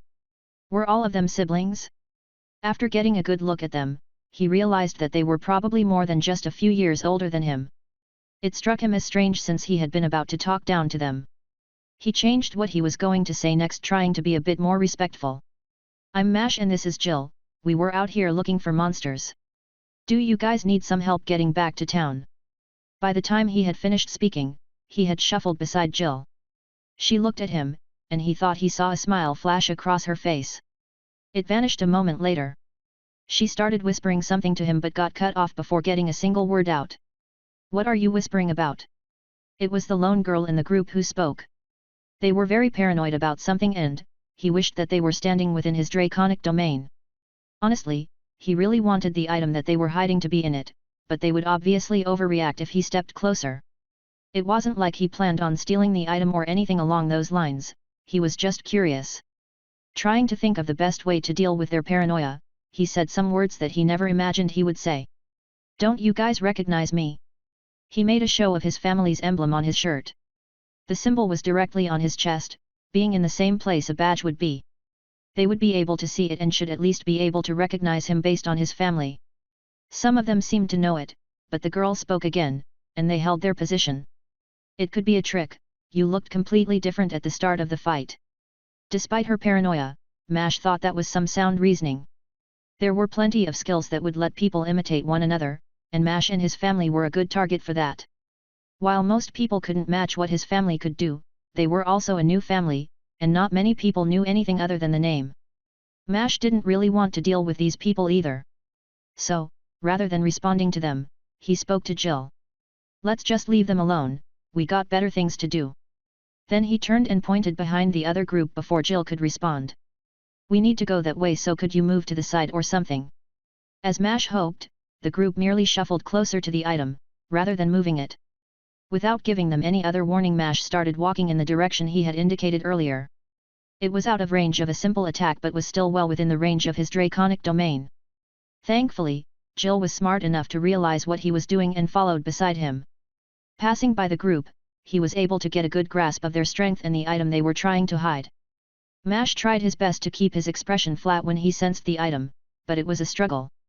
The mana around it was disgusting. It wasn't inherently evil, but it made him want to gag. He never even knew that mana could feel gross. It felt like he was tasting it, and he had to hold back the urge to vomit. Was it cursed? How did something even feel like that? The object was also obscured when he tried to get more details from his skill. Normally, the sense would give him a general idea of what the item could do, but he couldn't tell much more than the shape currently. It was a circular object, though there were bumps scattered randomly across his surface. Whatever it was probably a dangerous item. Once they got out of sight of the group, Mash sighed both in relief and annoyance at the encounter. Well, what do you know? Jill's voice was filled with eagerness, and she had an "I told you so" look splayed across her face. But she was right about running into danger, and he gave her a snide response. I know 3 things. The first is that you're an ass, and the second is that the item is super gross. The final thing I know is that you're going to want to follow them. I don't disagree either, whatever that thing is, it was dangerous and was something they shouldn't have been able to get on their own. Just give me 1 second. Mash formed an imitation of Priscilla, one that was as small as a garden snake. After which, he took out a piece of paper from his storage space and wrote a quick note on it. Finally, he formed a wooden clip and placed the paper inside before attaching it to the replica so that it would look like a collar. He sent it towards the city. He had tested this at a much smaller range with his brother, but Priscilla had hinted that there wasn't really a range limitation, so he thought it would work. Still, it would take an hour or 2 for the wooden creation to get there. Well, let's follow them. Jill nodded while watching the snake scurry away, speaking as she turned to where the group was. Sending a message is a good idea. How are we going to follow them? I can turn invisible, and I guess I will come and get you afterward. She seemed angry by his words, though she smiled soon after, handing him one of her rings. The rings are connected, and I can trace it if you hold onto it. Unless you need to be naked for the invisibility. Mash responded quickly, not letting her get a rise out of him. No, it's a type of light magic and will work just fine. He snatched the ring, using a transformation he had only tested briefly. It was of the lizard thing from the forest labyrinth. Highly reflective thin scales grew over his body. He could tell that the scales were multicolored, but others would just see them as reflecting the colors of what was around him. Mash was certain his best skill was monstrous humanity. It was what he had been relying on to overcome the need for training. The skill would quickly adapt him to any new techniques or skills he gained, and like an animal would let him take advantage of his body. That was not even mentioning that it let him instinctively know how to perform some things with his transformations.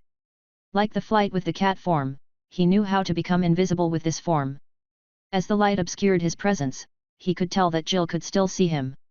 He knew it wasn't perfect invisibility, but he hoped it wouldn't be that easy. That's pretty convenient, and with their levels, I don't think they will be able to spot you. Jill seemed to think it would work though, and he moved to trail the group. He didn't get close, instead, following from pretty far away. He was far enough away that he wouldn't hear them if they whispered, but close enough that he could vaguely understand them if they talked normally. Not that it mattered, considering they didn't say a single word. In fact, they didn't even move from where the fight had been for almost an hour. Mash's energy wouldn't be infinite, so he tried something he really should have tested before. He tried using his inhuman hibernation skill while transformed and staying invisible. As an added precaution he hid behind some trees before testing them. It wouldn't be a huge problem if he was discovered. It would just mean that he would need to detain them and leave the ultimate decision to his brother. Technically what he was doing was beyond what was allowed by the rules, but this situation would probably be fine. He was pleasantly surprised to see that he didn't need to.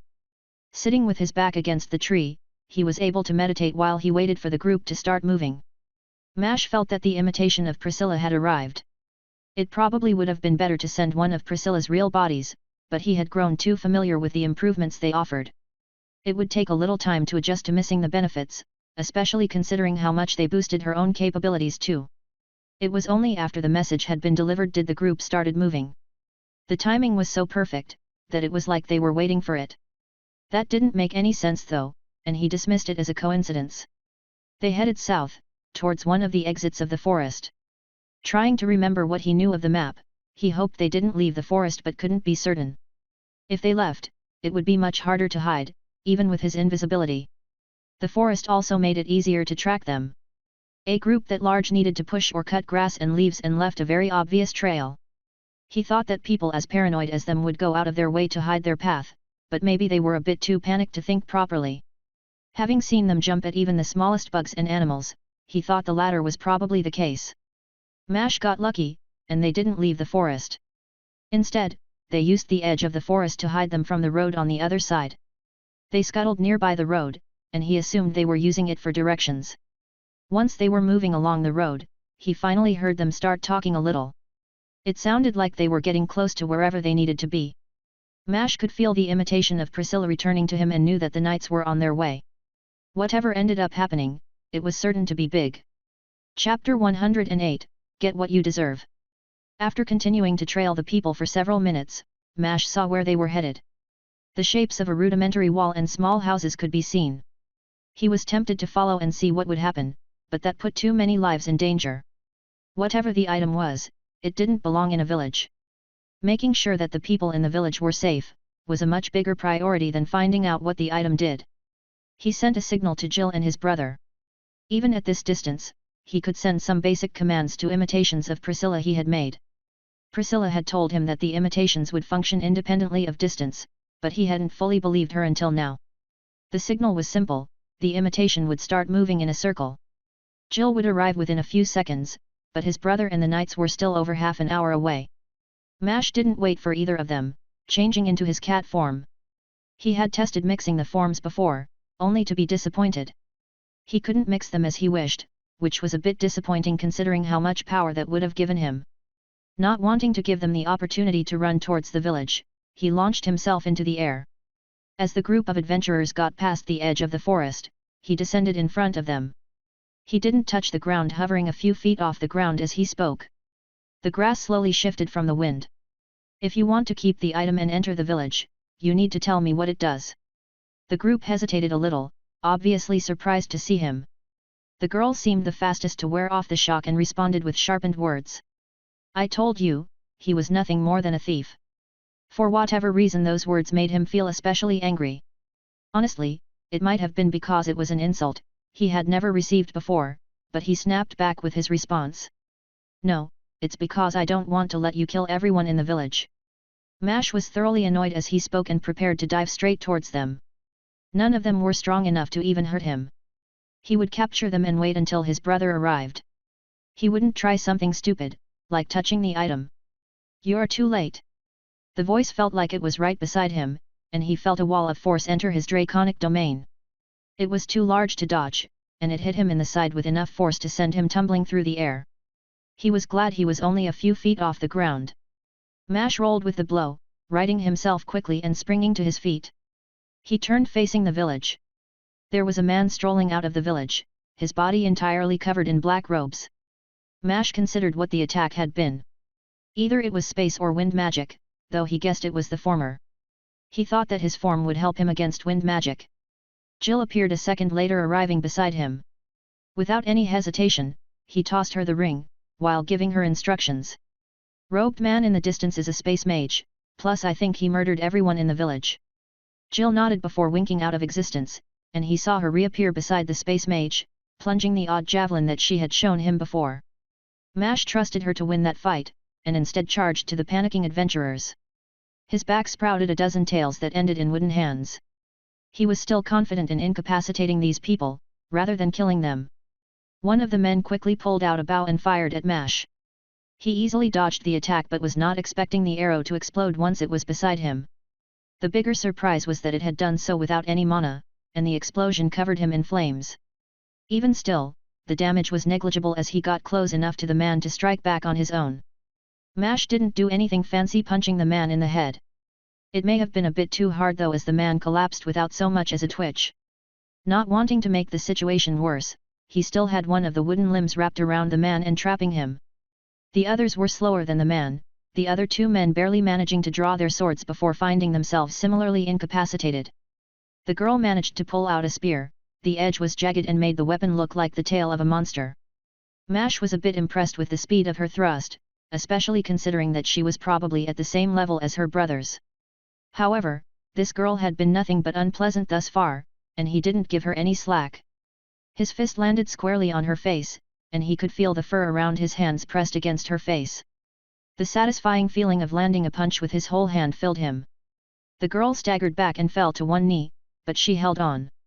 She lunged again with her weapon only to have it snatched out of her arms by one of his wooden limbs. He hit her again, though this time in the back of the head. He didn't want to be overly cruel and attempted to knock her out. As she fell, another of his limbs snaked around her, binding her like the others. With his enemies incapacitated, he only needed to deal with the weird object. Turning to it, he shivered as he saw an eye gazing back at him. There was a hole in the surface of the orb, and a yellow eye stared through the gap. The pupil was in the shape of a black diamond. Then black flames shot from the small hole. Mash reacted immediately. He remembered Luke's story and had an idea of what he was looking at. A black flame that would probably burn his soul, warped the grass as it burned the field around him. The creature was most likely a demon, and Mash grew far more excited. A new creature meant a new form, and he could not hide his anticipation. And a baby demon couldn't be that bad. The limbs on his back grew longer, ending in a large draconic maw. It shot forward as he attempted to crush the egg in a single bite. He was not expecting enormous hands of sickly grey skin to intercept the closing mouths. It was only because of his draconic domain that he managed to separate himself from those limbs and jump away. The demon erupted in black flames, engulfing everything around it.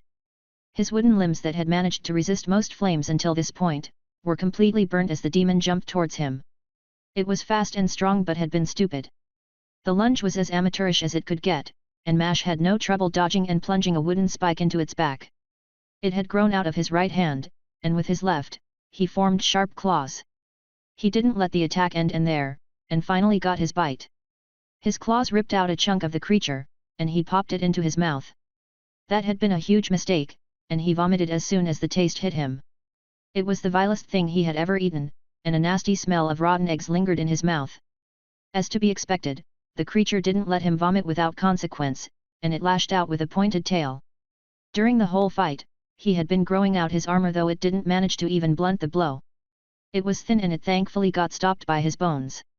It pierced it like the armor wasn't even there, and Mash finally realized what was happening as the tail got stuck.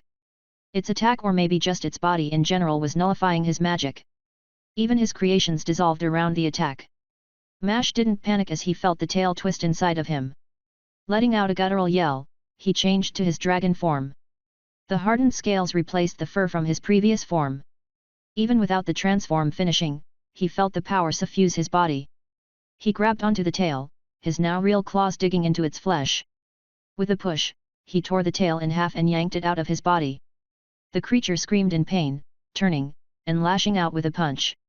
Despite being half the thing's size, Mash didn't even budge in the slightest as the fist crashed into his side. Mash barely even felt the impact, as he retaliated. His much smaller fist collided with the creature's ribcage. It was easy to see the bones cave in, as its skin clung to its ribs like a starving animal. They broke under the blow and the creature was sent flying as if he had thrown a small stone. The creature tumbled through the ground. This time, Mash formed a wooden mouth and tossed the tail into the waiting mouth. Feeling the stats suffuse his body, he leaped towards the creature that was staggering to its feet.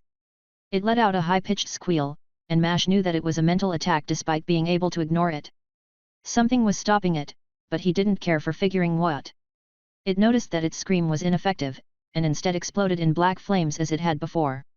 Trusting in his scales, and the defenses provided by the form, he unhesitatingly plunged into the flames. Pain spread around his body, but it only felt like a minor sting, and he ignored it, tackling the creature. He slammed into the creature, stopping the monster, and carrying the creature into a nearby structure.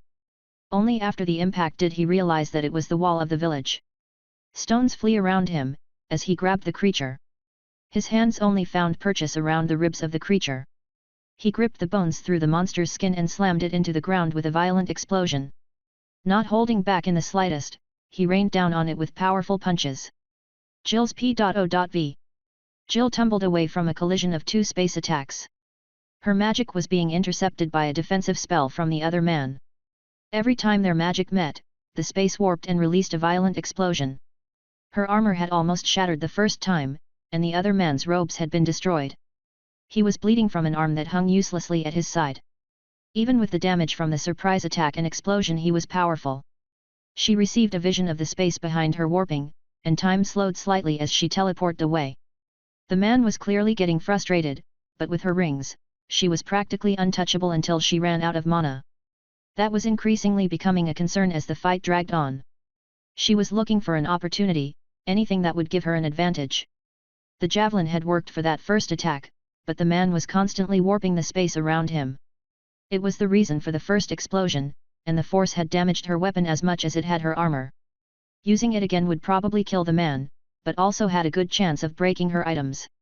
She really didn't want to let that happen and was betting on him messing up or running out of mana. Her opportunity finally came when an enormous sound erupted behind them. It sounded like the very earth had shuddered from the noise, and a quick glance told her what happened.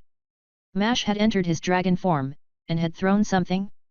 As it staggered, she realized what it was, a small bit of panic fluttering into her mind. Luke had only been able to fight that because of his soul skills, how would they defeat it? She was only distracted for a moment, as her forewarning told her of a shout the demon was about to emit. It would stagger everything that heard it, including the robed mage. Without any hesitation she teleported behind the mage, once again using her javelin to plunge towards the man. The demon's shout came, and the shield faltered for only an instant. It was enough time for her though, and she plunged the javelin into the man's eye. She felt the rush of a level up and could tell that she was ready for her advancement. That came after defeating the creature, and she turned towards the monster.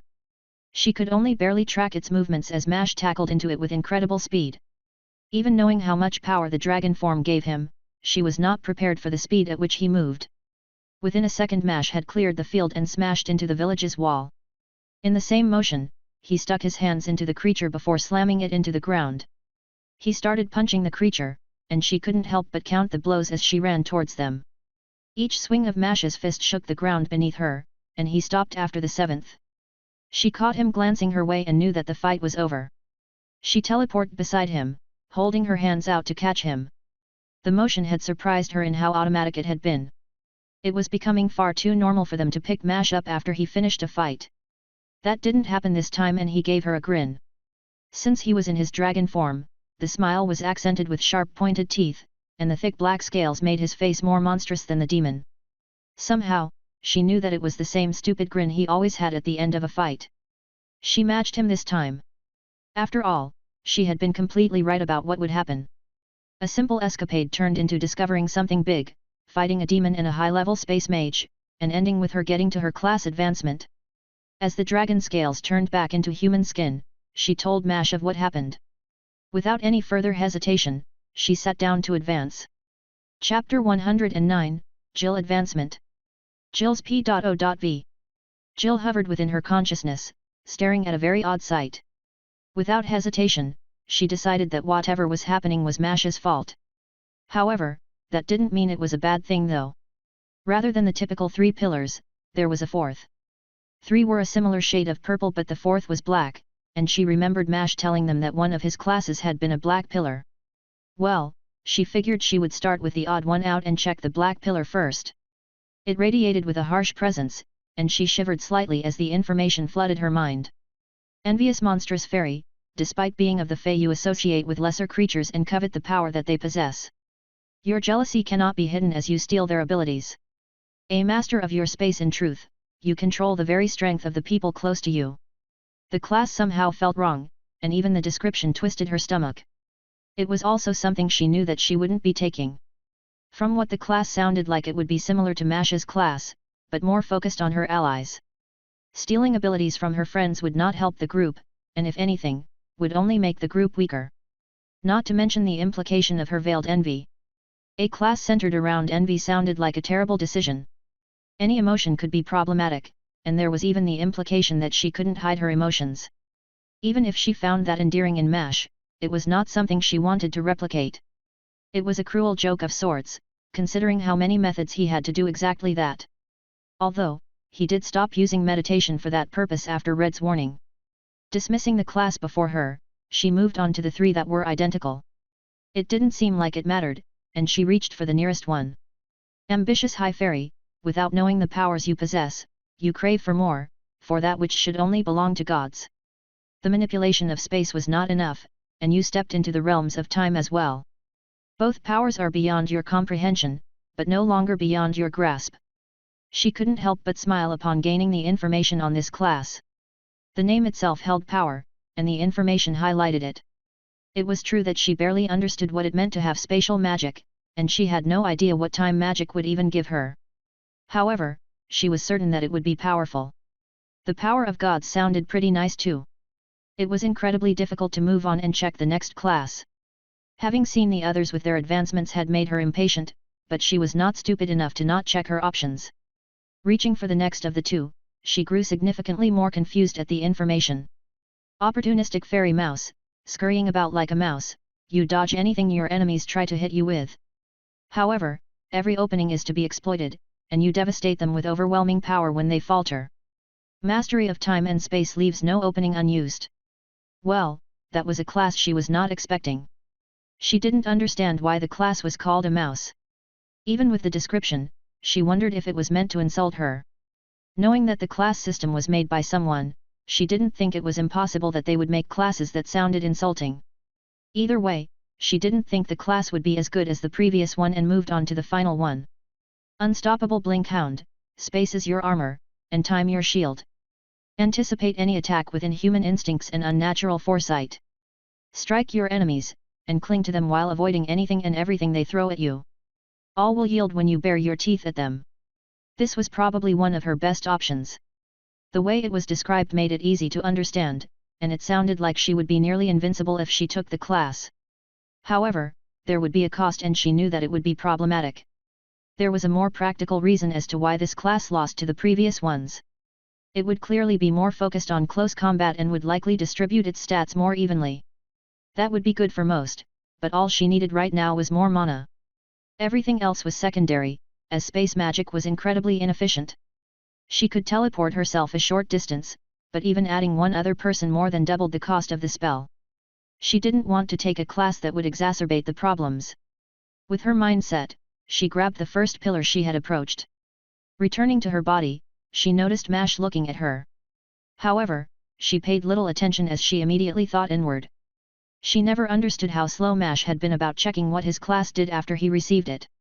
There was no waiting for her, and she drank in the information and changes. Name, Jill. Class, Ambitious High Fairy. Level, 60. Health, 1000/1000. Stamina, 990/990.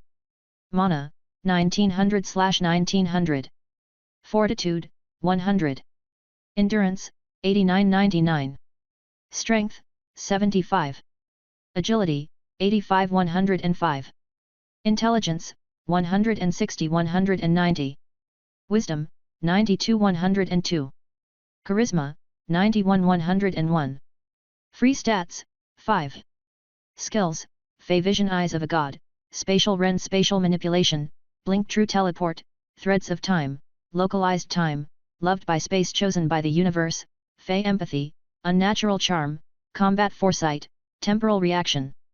Eyes of a God, active. You can use your mana to enhance your senses. Your manipulation of space and connection to the Fey let you see beyond the physical body.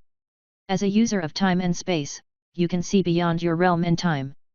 Spatial manipulation, active. Manipulate reality itself, bend and contort it to your will. Space is the truest form of power, and you can alter it to your will. True teleport, active. Any distance is merely an instant away. Move between the fabric of space. Mana cost varies on distance. Any teleport within your vision has no mana cost. Threads of time, active. When looking at something, you can see that which it intersects within the shared connections of fate. See and understand the relationships that others would miss. Localized time, active. Alter the time of your body, both able to speed it up and slow it down. Chosen by the universe, passive. Reality itself is enamored by you. Time and space bend themselves to be more beneficial to you. Your magics come more naturally to you. Fey empathy, passive. Gain an understanding of the emotions of those around you. As a Fey, you relish in the strong emotions of others. Unnatural charm, passive. With a fairy's constitution, you gain beauty that humans could never compare with. An appearance that can truly never be disturbed. Combat foresight, passive. Glimpse a moment ahead of your enemy. Learning of their next moves before they do them. Temporal reaction, passive. Time slows for any attack that would otherwise hit you. Step into the realm of gods and react before they understand what has happened, escape almost every attack. Returning to her senses, she realized one thing immediately. She was too strong. Could anything even damage her at this point? Even if they were levels above her? Would the mouse or hound class have made her defenses even more potent? Was that even possible? With all his strength and speed, she doubted that Mash could hit her. Honestly, could anyone? Unless someone had similar abilities to herself, she doubted that she would be taking any hits. Several skills stumped her, as their description had been excessively vague. She did realize that she didn't gain much in terms of damage, but her mobility and defenses had jumped. Grinning, she looked towards Mash and noticed the wide-eyed expression he was giving her. Mash P.O.V. Mash could feel the changes happening to Jill within his draconic domain, and he couldn't help but be amazed at how much mana she had gained. That was not even considering her new eyes. They were black, filled with white stars, and what he could only imagine as depictions of other planets. It was as if she was gazing into space directly. Honestly, it was a bit frightening. That was not even considering the more subtle changes that had occurred. Her rings were gone, but he noticed small gems embedded into her hands. They stuck out the back of her hands as if someone had stabbed her with them. The dirt and blood from her previous fight had vanished, and it didn't seem like any of the dirt around them would dare to touch her. He couldn't hold back anymore and showered her with question after question. After talking and trying a few things, Mash realized that her class advancement was a bit ridiculous. While Luke and Mash both had paths to limitless power, it felt like she had just been given it. Free teleportation to anything within her sight, not to mention 3 skills that would let her react to attacks. Now, he wished that she had been in the tournament. He had no doubts in his mind that she would be able to win all of the fights. He was relieved to hear that she didn't gain any new attacks. For all her defensive capabilities, he didn't believe that she could hurt him while he was in his dragon form. The only reason the demon's attacks had done anything was that they could bypass the scales, and even then, he barely felt the damage. He felt bad for feeling relieved in that way of thinking. He should just be glad for her even if she did get the power to beat him. However, he couldn't contain all his jealousy. Envy was vicious in that way. The gems in her hand were a bit strange. Apparently, her rings had been used during the advancement, and the gems in her hand matched those that had been on the rings. One was red and the other blue, and both gems seemed to completely impale her hands. She said that she could barely feel them, but he was skeptical. By the time the knights had arrived, the two of them were playing a game of tag. To make it more interesting, Jill wasn't allowed to leave the range of his domain. It was an interesting experiment, as he realized that he could see where she would appear after a teleport. Even with that knowledge, he had not been able to touch her a single time. Maybe he could have managed it with one of his forms, but he wanted to do it without them. While they were playing their game, they discussed what anyone could do to even harm her at this point. The only surefire strategy would be to block her teleports somehow. Finally, the knights had arrived, and Mash gave his brother a rundown of what had happened and pointed to where the adventurers were. Only two of them were alive at this point. He had forgotten about them, and the demon's first attack had killed two of the four. He felt a little bad about forgetting about the group, but not for their deaths. They were going to bring that thing to a village. He shivered briefly considering his callousness for a second, but remembered what he had seen in the village.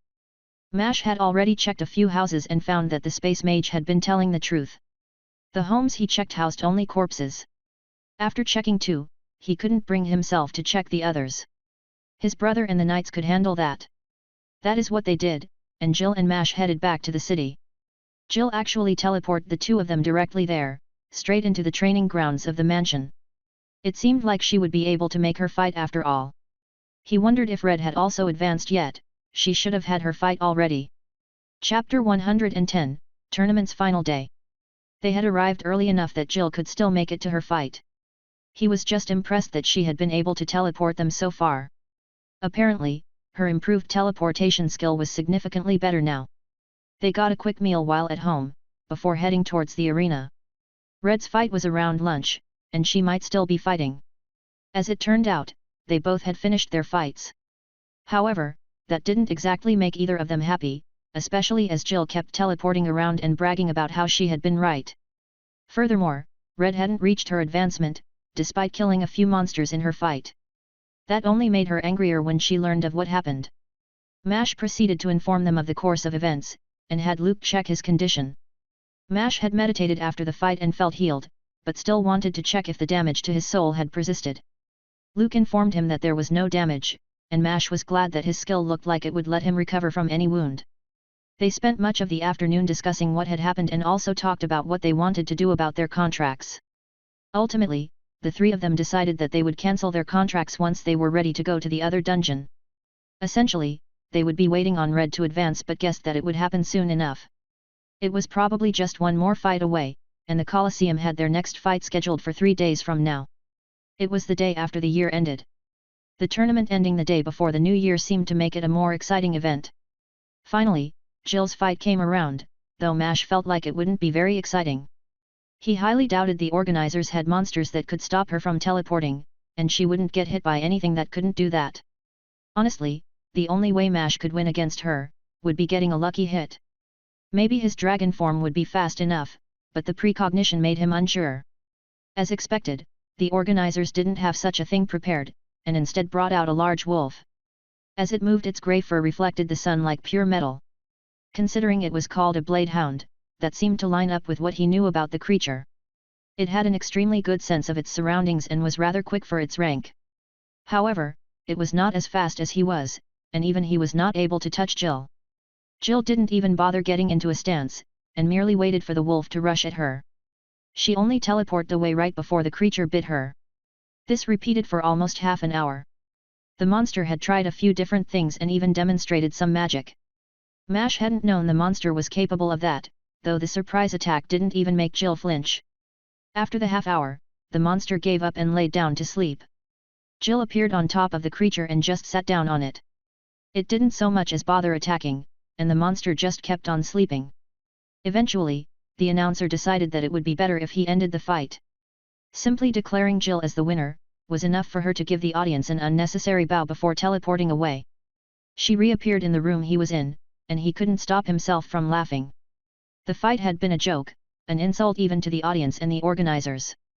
They didn't linger after the fight ended and escaped the arena quickly. He doubted that Jill would get in trouble for the little display, but her incessant laughter wasn't helping their situation. He figured her reputation would probably build from this fight, as it was much more memorable than her last. However, nobody would really be able to understand how powerful her class was and would only see her as a teleporter with a lot of mana. Red couldn't help but be unhappy, as her fight had been so drab in comparison. It seemed like the organizers kept failing on giving her fights where she could really showcase her abilities. Her fight today had been against another type of golem, and it met a similar fate to the last. She only needed one more level for her advancement, and they walked back home while discussing what they would do. They stopped to get a meal on the way back and, by the time they returned, there was a letter waiting for Jill. It was from the Colosseum and was a cancellation of their contract. They had apparently been offended by her actions today and had decided to stop her from further fights. It sounded a little forced, but she didn't really care. Honestly, it let her avoid the cost of cancelling it on her own. With their plan to enter the dungeon, they would need to cancel the contracts anyways. Nothing else exciting happened until his brother returned. Then there was a lot of commotion as he shared some information with them. Sadly, there were no survivors in the village. There was not much else other than the state of the adventurers, and more sightings of the black-feathered crows. Mash wondered what it meant, however, that was a piece of information that his brother didn't possess. The interrogation of those adventurers was underway, but Arthur didn't think they would have much valuable knowledge. They seemed weak, and more like grunts than people who would know anything important. His brother told them that there would probably be some more information in the coming days, but for now, that was all he could say. With the little information they had received, and the obvious preamble to some greater disaster in their mind, Mash struggled to fall asleep. It's not like missing a day of sleep would be that big a deal, especially considering he could just meditate before his fight. That would deal with most things. Mash approached the guild, a bit surprised to see how much of a crowd was gathering. It was the day before the new year, and it was also the final day of the tournament.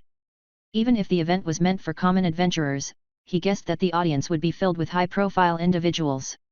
Once he got nearby, he was glad to see that the crowd recognized him. They let him enter easily, some people even wishing him luck as he passed. That was a surreal feeling, especially considering the treatment he had been familiar with. His friends were allowed to pass with him but couldn't follow him once they got downstairs. Apparently, he needed to head somewhere else, and prepare for a meeting with someone important. They led him to a room and told him to wait there. He would be called soon but had slightly over an hour to himself. Mash sighed, wishing he had arrived a bit later. Mash couldn't sit still even if the room was nice. It was easily as big as his bedroom and had foods and drinks laid out on a nearby table. There was a couch against the back wall of the room too, though he didn't really feel like sitting. He did grab some food though but didn't linger in the room. Even with the words of the attendant, he decided that he wanted to walk around. Maybe even find the hero to speak with. Walking through the hallway, he used his domain to feel for the hero's mana. He had been close enough to feel it before and should be able to recognize it now. Well, Priscilla would be able to recognize it even if he couldn't. However, Mash wasn't expecting to feel the mana coming off a girl who looked more like a servant than a fighter. Unremarkable clothes of a grayish-brown did little to accent her orangish hair. The only standout feature was her pupils, which seemed tiny compared to the size of her eyes. Those were a shade of mild blue that wasn't nearly as impressive as some he had seen.